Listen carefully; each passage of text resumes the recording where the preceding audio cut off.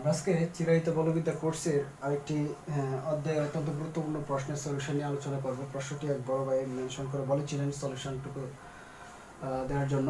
প্রশ্নটি হচ্ছে এরকম যে দৃঢ় বস্তুর ক্ষেত্রে অয়েলারের গতির সমীকরণ সমূহ নিরূপণ করো।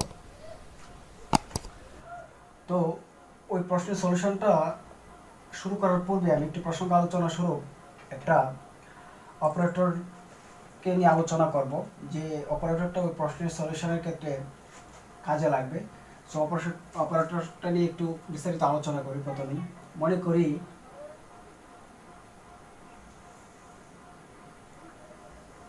একটা স্থির স্থানাঙ্ক ব্যবস্থা হচ্ছে X Y Z, X Y Z. এটা হচ্ছে একটা স্থির স্থানাঙ্ক ব্যবস্থা। তো ওই স্থানাঙ্ক ব্যবস্থায় যে কোনো একটি ভেক্টর কল্পনা করি। মনে করি এ হচ্ছে একটা ভেক্টর। এই ভেক্টরটার পরিবর্তনের হারটা হবে এরকম, এক্স ওয়াই জেড। এই স্থানাঙ্ক ব্যবস্থায় এ ভেক্টরটির পরিবর্তনের হার হবে d A vector by dt. যেহেতু এটা স্থির স্থানাঙ্ক ব্যবস্থার ক্ষেত্রে, সেজন্য এটাকে আমরা লিখতে পারি স্পেস ফিক্সড। অর্থাৎ স্থির স্থানাঙ্ক ব্যবস্থার সাপেক্ষে, অর্থাৎ এক্স ওয়াই জেড এর সাপেক্ষে এই ভেক্টরটার পরিবর্তনের হারটা হচ্ছে d A vector by dt, যেটাকে শুধু d A vector by dt space দিয়েও প্রকাশ করা হয়, ফিক্সড না দিলেও চলে। তবে এই স্পেস দ্বারা বুঝতে হবে যেটা স্থির স্থানাঙ্ক ব্যবস্থার সাপেক্ষে উক্ত ভেক্টরটির পরিবর্তনের হার নির্দেশ করছে। এখন মনে করি এক্স ওয়াই জেড তিনটি অক্ষই একটা নির্দিষ্ট পরিমাণ কোণে ঘুরে নতুন একটা অবস্থা পরিবর্তিত হইল। অর্থাৎ এটা হচ্ছে এক্স প্রাইম অক্ষ, এটা হচ্ছে ওয়াই প্রাইম, আর এটা হচ্ছে জেড প্রাইম। অর্থাৎ একটা নির্দিষ্ট পরিমাণ কোণে ঘুরে গিয়ে নতুন একটা স্থানাঙ্ক অবস্থার উদ্ভব হইল, সেটা হচ্ছে এক্স প্রাইম, ওয়াই প্রাইম এবং জেড প্রাইম।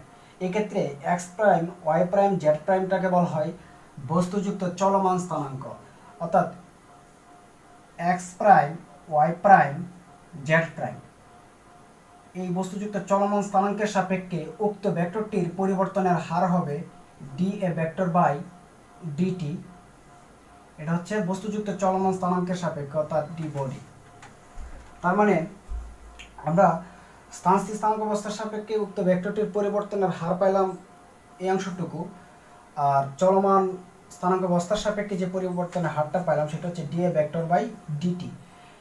একটু লক্ষ্য করি যে এই স্থির স্থানাঙ্ক অবস্থার সাপেক্ষে উক্ত ভেক্টরটি, অর্থাৎ এ ভেক্টরটির পরিবর্তনের হারটা অবশ্যই চলমান স্থানাঙ্ক অবস্থার সাপেক্ষে যে পরিবর্তনের হারটা পেয়েছি এটুকুর চেয়ে এর মানটা বেশি হবে। কতটুকু বেশি হবে? সেটা হচ্ছে যেহেতু ভেক্টরটা স্থানাঙ্ক অবস্থাটা ঘূর্ণায়মান, সেক্ষেত্রে তার একটা কৌণিক বেগ থাকবে। কৌণিক বেগ এর ক্রস গুণনের সমতুল্য পরিমাণ বেশি হচ্ছে স্থির স্থানাঙ্ক অবস্থার সাপেক্ষে উক্ত ভেক্টরটির পরিবর্তনের হার, অর্থাৎ d A vector by dt. এটা হচ্ছে স্থির স্থানাঙ্ক অবস্থার সাপেক্ষে এস ইজ ইকুয়াল টু মানে space d A vector by dt. এটা হচ্ছে বস্তুযুক্ত চলমান স্থানাঙ্ক অবস্থার সাপেক্ষে ভেক্টরটির পরিবর্তনের হার। তো এই অংশটুকু কতটুকু বেশি? সেটা হচ্ছে ওমেগা ক্রস এ ভেক্টর। অর্থাৎ এই যে ইকুয়েশনটা আমরা পাইলাম, এটা হচ্ছে স্থির স্থানাঙ্ক অবস্থা এবং চলমান স্থানাঙ্ক অবস্থার সাপেক্ষে কোনো একটি ভেক্টরের পরিবর্তনের হারের সম্পর্কসূচক সমীকরণ। এখন এই ইকুয়েশনটাতে আমরা যে কোনো ভেক্টর ইউজ করতে পারবো। যেমন এখানে সাধারণ ভেক্টর যদি আরেকটা ইউজ করি বি ভেক্টর, তাহলে অবশ্যই এখানেও বি ভেক্টর ইউজ করতে হবে। সেমলি এখানেও বি ভেক্টর ইউজ করতে হবে। অর্থাৎ যে কোনো সাধারণ ভেক্টরের ক্ষেত্রে এই সম্পর্কটা খাটে।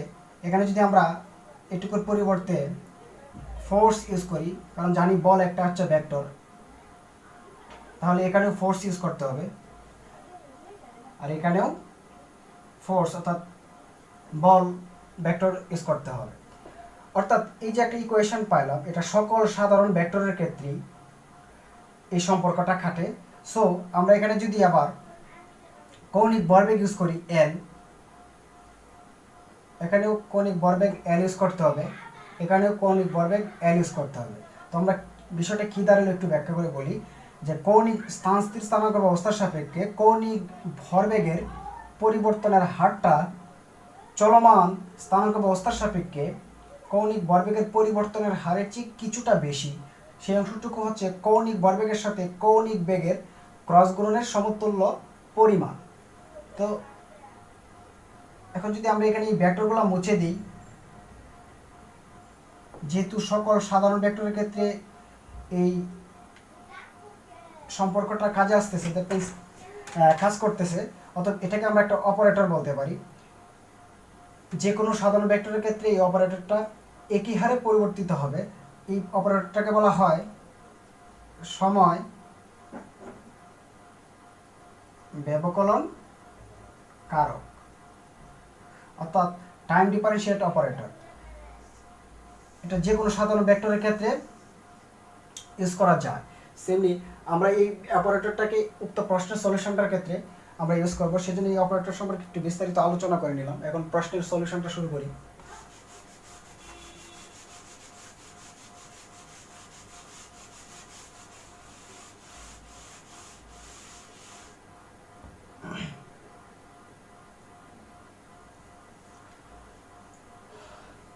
উত্তর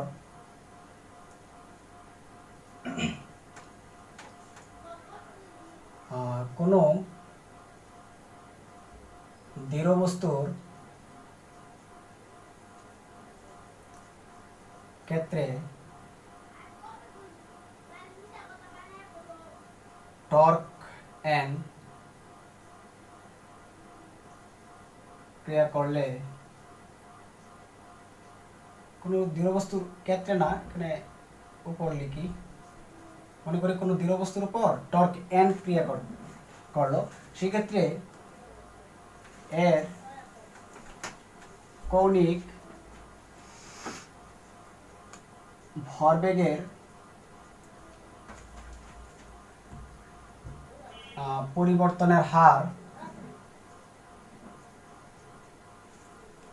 ক্রিয়াশীল টর্কের সমান হবে। ক্রিয়াশীল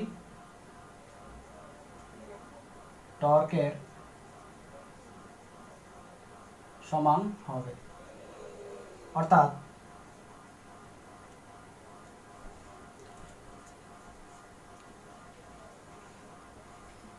কৌণিক ভরবেগকে সাধারণত এল দ্বারা সূচিত করা হয়। এটা হচ্ছে একটা ভেক্টর রাশি, এটার পরিবর্তনের হার ক্রিয়াশীল টর্কের সমান, দ্যাট মিন্স এন ভেক্টর। এখানে যেহেতু টর্কটাকে এন দ্বারা প্রকাশ করা হচ্ছে, এটুকু আমরা নিউটনের গতির দ্বিতীয় সূত্র থেকে আমরা জানি। এই সম্পর্কটা ইন্টারমিডিয়েটে আমরা এসএসসিতে পড়ে আসছি, টর্কের এই সম্পর্কটা। এটাকে আমরা 1 নং ইকুয়েশন দ্বারা প্রকাশ করলাম। তো বস্তুযুক্ত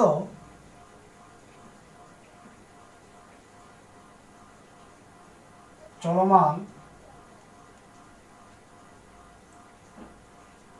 স্থানাঙ্কের ক্ষেত্রে সময় ব্যবকলন কারক হলো, অর্থাৎ একটু আগে আমরা যে অপারেটরটি নিয়ে টাইম ডিফারেন্সিয়েট অপারেটরটা নিয়ে আলোচনা করেছিলাম, সেটা হচ্ছে যে ডিটি, এটা হচ্ছে space fixed, is equal to হবে, এখানে একটা ভেক্টর হবে ডিটি, এটা হচ্ছে বস্তুযুক্ত চলমান স্থানাঙ্কের সাপেক্ষে পরিবর্তনের হার প্লাস ওমেগা ক্রস গুণন যে কোনো একটা ভেক্টর এখানে 3 জায়গায় বসাইতে হবে। এটা হচ্ছে আমরা একটু আগে যেটা আলোচনা করেছিলাম। এখন এখানে যে ভেক্টরটা আমরা পাচ্ছি সেটা হচ্ছে কৌণিক ভরবেগের পরিবর্তনের হার, অর্থাৎ 1 নং অনুসারে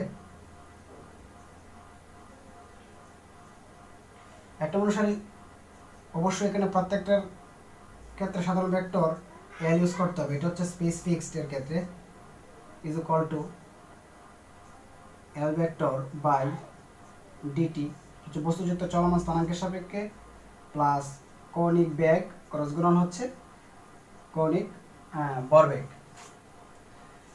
একটু লক্ষ্য করি এখানে যে এলটা ইউজ করা হচ্ছে এটা কিন্তু যেহেতু চিরায়িত বলবিদ্যায় আমরা জানি এলটাকে সাধারণত ল্যাগ্রাঞ্জিয়ান আকারে প্রকাশ করা হয়, এখানে কিন্তু এই এলটা ল্যাগ্রাঞ্জিয়ান না, এটা একটু লক্ষ্য রাখতে হবে। এটা হচ্ছে কৌণিক ভরবেগ বলাই দেওয়া আছে, কারণ ল্যাগ্রাঞ্জিয়ানের এলটা যেটা এটা হচ্ছে গতিশক্তি এবং বিভব শক্তির পার্থক্য সূচিত করে। এটা হচ্ছে স্কেলার রাশি টি মাইনাস বি, যে ল্যাগ্রাঞ্জিয়ান এটা হচ্ছে একটা স্কেলার রাশি। এখানে যে এলটা ইউজ করা হচ্ছে সেটা হচ্ছে কৌণিক বেগ, আসলে কৌণিক ভরবেগ।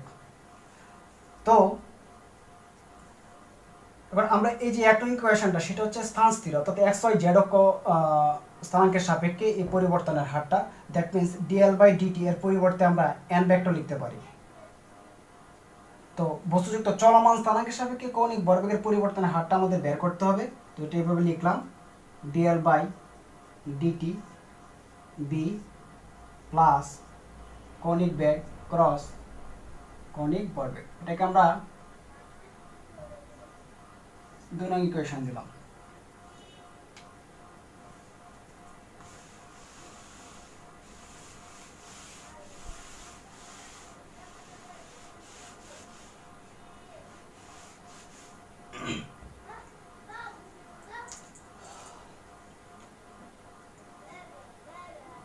এখন দৃঢ় বস্তুর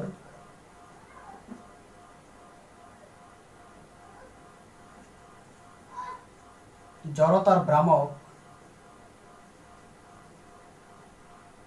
আই এবং প্রধানকের সাপেক্ষে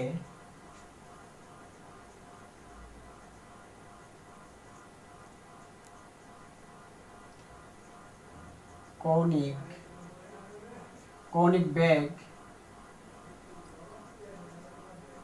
বেগের উপাংশ ওমেগা হলে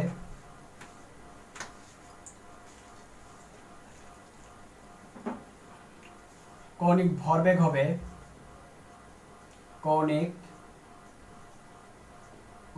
হবে L is equal to x অক্ষ বরাবর কৌণিক ভরবেগ, দ্যাট মিন্স x অক্ষ বরাবর জড়তার ভ্রামক I1 আর কৌণিক বেগ x অক্ষ বরাবর হচ্ছে omega x into I cap plus y অক্ষ বরাবর জড়তার ভ্রামক অর্থাৎ I2 ইন্টু y অক্ষ বরাবর কৌণিক বেগ অর্থাৎ omega y J cap plus x অক্ষ বরাবর জড়তার ভ্রামক I3 x অক্ষ বরাবর কৌণিক বেগ ওমেগা কে কে। এবার এই যে ইকুয়েশনটা এটা কিন্তু আমরা জানি L ইজ ইকুয়াল টু, আমরা জানি যে L ইজ ইকুয়াল টু হচ্ছে I ওমেগা জড়তার ভ্রামক ইন্টু কৌণিক বেগ, এটা হচ্ছে কৌণিক ভরবেগের ইকুয়েশন। তো এটা থেকে আমরা তিনটি অক্ষ বরাবর উপাংশগুলো লিখলাম, এটাকে আমরা 3 নং ইকুয়েশন দিই। তো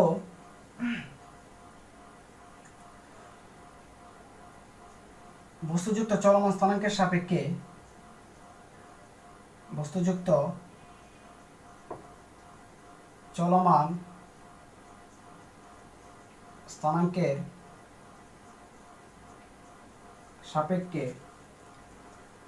যেহেতু আমাদের এই ইকুয়েশন থেকে 2 নং ইকুয়েশনটা থেকে আমরা বস্তুযুক্ত চলমান স্থানাঙ্কের সাপেক্ষে এল এর পরিবর্তনের হারটা বের করতে হবে, তারপরে এই ইকুয়েশনে আমরা বসিয়ে দেব। সো আমাদের উদ্দেশ্যটা হচ্ছে বস্তুযুক্ত চলমান স্থানাঙ্কের সাপেক্ষে কৌণিক ভরবেগের পরিবর্তনের হারটা বের করা। তো সেই উদ্দেশ্য অনুযায়ী আমাদের প্রশ্নের সলিউশনটা আগাচ্ছি। তো বস্তুযুক্ত চলমান স্থানাঙ্কের সাপেক্ষে জড়তার ভ্রামক ও একক ভেক্টর সময়ের সাথে অপরিবর্তিত থাকে।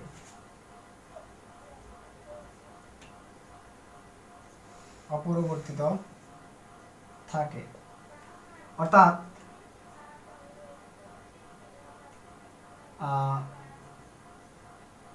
ডিএল ভেক্টর বাই ডিটি বস্তুযুক্ত চলমান স্থানাঙ্কের সাপেক্ষে অর্থাৎ dL by dt of B is equal to হবে, এখন অর্থাৎ এই ইকুয়েশনটাকে 3 নং ইকুয়েশনটাকে আমরা সময়ের সাপেক্ষে ব্যবকলন করব। এখন সময়ের সাপেক্ষে ব্যবকলন যদি করি, জড়তার ভ্রামক I1 এবং একক ভেক্টর I ক্যাপ এই দুইটা সময়ের সাপেক্ষে অপরিবর্তিত থাকবে, যেহেতু বস্তুযুক্ত চলমান স্থানাঙ্কের সাপেক্ষে শর্তটা হচ্ছে বা কন্ডিশনটা হচ্ছে এরকম। সো I1 কনস্ট্যান্ট আকারে বাইরে চলে আসবে, প্লাস আই ক্যাপটাও বাইরে চলে আসবে, যেটার সময় সাপেক্ষে ব্যবকলন হবে সেটা হচ্ছে ওমেগা এক্স। ওমেগা এক্সকে সময় সাপেক্ষে ব্যবকলন করলে ওমেগা এক্স ডট হয়, আর আই ক্যাপ অপরিবর্তিত থাকবে, প্লাস এই অংশটুকুকে সময় সাপেক্ষে ব্যবকলন, তো আই টু ওমেগা ওয়াই, এটা সময় সাপেক্ষে ব্যবকলন করলে ওমেগা ওয়াই ডট, অর্থাৎ কৌণিক বেগের ডট, আর জে ক্যাপ প্লাস এটা হবে similarly I three omega Z dot K cap. এটাকে আমরা 4 নং ইকুয়েশন দিই। আশা করি এই পর্যন্ত বুঝতে পেরেছি অংশগুলো। তো 2 নং ইকুয়েশনটা হচ্ছে n vector is equal two এইটুকু, এখানে 2, 3 এবং 4 চারটে ইকুয়েশনই আমাদের এখন কাজে আসবে।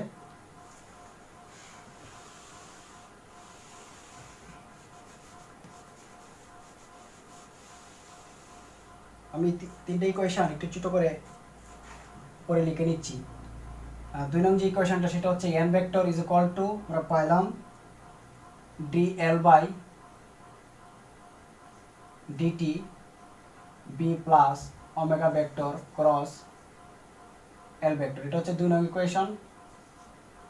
তারপর 3 নং যে ইকুয়েশনটা সেটা হচ্ছে l vector is equal to i1 omega 1 sorry omega X I cap plus i2 omega Y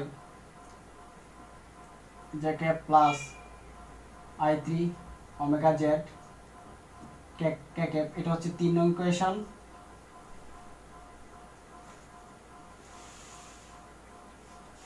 তারপর 4 নং যে ইকুয়েশনটা সেটা হচ্ছে এটা, অর্থাৎ dl বাই dt বস্তুযুক্ত চলমান স্থানাঙ্ক ব্যবস্থার সাপেক্ষে is equal to i1 omega X dot I cap plus i2 omega Y dot J cap plus i3 omega Z dot K cap, এটা হচ্ছে 4 নং ইকুয়েশন।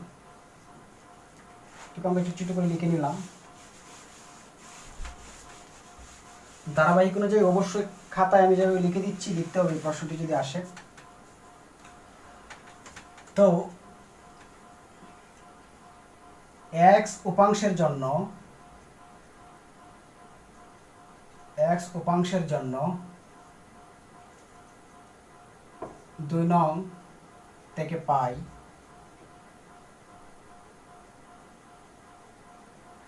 এখন, অর্থাৎ 2 নং ইকুয়েশনটার আমরা x উপাংশ নিব, that means nx is equal two x উপাংশ বরাবর x অক্ষ বরাবর dl বাই dt বস্তুযুক্ত চলমান স্থানাঙ্কের সাপেক্ষে ভরবেগের পরিবর্তনে হারটুকু নিব, যেহেতু x অক্ষ বরাবর তার মানে x অক্ষ বরাবর কৌণিক ভরবেগের উপাংশটুকু হচ্ছে এই অংশটুকু, অর্থাৎ i1 ওমেগা এক্স। এখানে একক ভেক্টর দিতে হবে না, কারণ হচ্ছে যেহেতু x অক্ষ বরাবর এখানে উল্লেখ করাই আছে। তাছাড়া এটার একটা ব্যাখ্যাও আছে, যেটা হচ্ছে nx ইজ ইকুয়াল টু আমরা জানি n vector dot I cap, তো আই ক্যাপ আর এখানের I cap dot I cap is equal two 1। এটুকু আমি বিস্তারিত লিখছি না, শুধু সরাসরি প্রশ্ন সলিউশনটা নিয়ে আলোচনা করছি। তো i1 ওমেগা এক্স এটুকুর মান লিখলাম, plus omega vector cross L vector, এটুকুর x উপাংশ নিতে হবে। এটা হচ্ছে x উপাংশের জন্য 2 নং ইকুয়েশনটা। এখন একটু লক্ষ্য করি যে সরি এটা তো অবশ্যই ডট, এই যে এখানে ডট আছে ওমেগা x ডট, তো x অক্ষ বরাবর এটুকুর ক্রস গুণন আমরা দেখব এখন। এবার আমরা জানি একটু রাফ দেখে নিই যে omega vector is equal to, তো আমরা জানি omega x I cap plus omega y J cap plus omega Z K cap. সেমলি l vector is equal two lx I cap plus ly J cap plus lz K cap. এখানে lx টা কিন্তু i1 omega x নির্দেশ করছে, কারণ এই যে l vector is equal to আমরা জানি এটুকু বের করছিলাম, সেই ক্ষেত্রে lx এর পরিবর্তে এই অংশটুকু। তো আমরা একটু লক্ষ্য করি যে এই দুটির ক্রস গুণনের x উপাংশের ভ্যালুটা আমাদের নিতে হবে, অর্থাৎ omega vector cross L vector is equal to I cap J cap cross গুণনের সূত্র অনুযায়ী আর কি omega X omega Y omega Z L X L Y L Z এটা নির্ণায়ক মান ইজ ইকুয়াল টু, তো আই ক্যাপের বেরোটা যখন নিব তখন আই ক্যাপের কলাম বাদ আই ক্যাপের সারি বাদ বা র বাদ, সেক্ষেত্রে I cap into omega Y into L Z omega Y into L Z সূত্রের minus omega Z into L Y omega Z into L Y, এটা হচ্ছে আই ক্যাপের ভ্যালু। সেমভাবে জে ক্যাপটা নিলে মাইনাস জে ক্যাপ এই সারি বাদ এই কলাম বাদ, এটা ইন্টু এটা মাইনাস এটা ইন্টু এটা। আমরা শুধু এখানে যেহেতু এক্স অক্ষের উপাংশটুকু নেব, সেক্ষেত্রে এক্স অক্ষের যে উপাংশটা সেটা হচ্ছে এই অংশটুকু, অর্থাৎ আমরা এটাকে লিখতে পারি I1 omega X dot plus এটুকুর এক্স উপাংশটা হচ্ছে এই অংশটুকু, অর্থাৎ omega Y L Z minus omega Z L Y, অর্থাৎ এই দুটি ক্রস গুণনের এক্স উপাংশটুকু নিলাম। এটুকু আমরা আশা করি বুঝতে পেরেছি। তাহলে একটু লক্ষ্য করি I1 omega X dot omega Y L Z এর ভ্যালুটা, অর্থাৎ কৌণিক ভরবেগের জেড অক্ষের উপাংশ যেটা I3 ওমেগা জেড, আমি লিখতে পারি এটা পরিবর্তে I3 omega Z minus omega Z L Y বলতে এই অংশটুকুকে বোঝাচ্ছে I2 omega Y I2 omega Y. তোমরা পাচ্ছি I1 omega X dot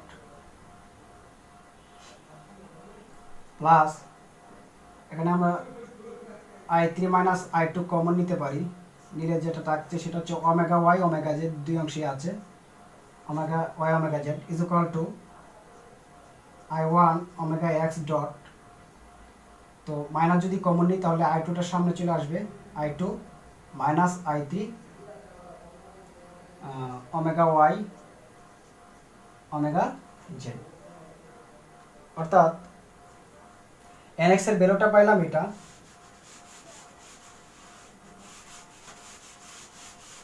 nx is equal to পাইলাম I1 omega X dot minus I2 minus I3 omega Y omega Z. এটাকে আমরা 5 নম্বর equation দিলাম। একইভাবে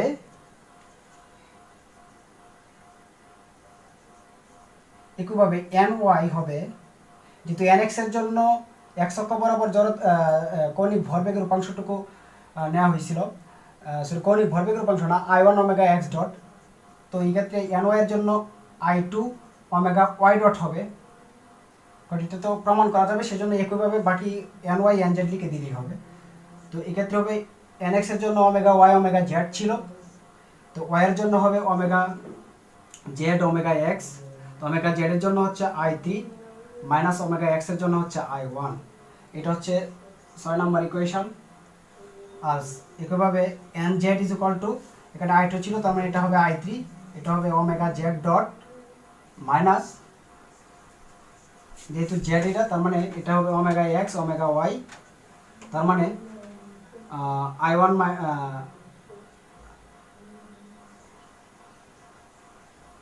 I1 মাইনাস